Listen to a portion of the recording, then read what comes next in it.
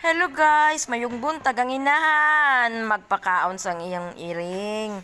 O, lantawan nyo, busy kaya ang inahan ang mga iring. Hindi man ni siya nga breed nga iring, pero ginalagaan ni sa akong mga anak.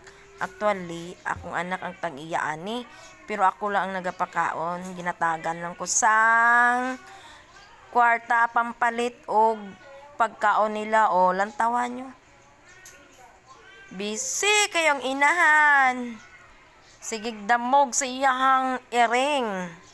Oh, na ang kana nga iring dira mga dayo lang na siya pero ang iring nga nasa gaws ka ng orange, dalawa ang orange katong maliit.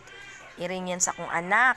So ang isa, ang sulod sa kana dira og napakaon sa inahan. Ay, nako, busy kaayo. Tingnan nyo. Ay, ay nako. Cat food giningi ginapakaon sa iring. Liso-liso kunuhay ang inahan kay naa pa dito ang isa ka erling.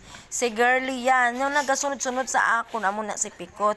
Si Girly marag 2 months pa na anak. Na amo to yang anak, gadali-dali. Amo na permi ginabisihan sa inahan nga pilingon. Kay damo siya ginabuhi nga iring. Ay, nako. Oh, gusto manaog sang gamay nga iring. Oh, wala pa na sila mga pangalan. Wala pa na sila pangalan. Kakugihan sa inahan. Oh, nawili gid ang iring. Amo na. Ga problema ng inahan. Oh, ipang sulod na sa inahan ang kuan. Ang iyang pagkaon sa iring para dili kawaton sa iring. Nade tanawa maayo ni ang kaon ba wili. So, amo na. Ba hindi kontento ang inahan nga pilingon. I-flex pa gid niya ang iyang iring. Amo na ang iring si Nyangko. Then ang isa si Kaylee. Ang isa, yung isa kanina. Oh. Na yan si Girly.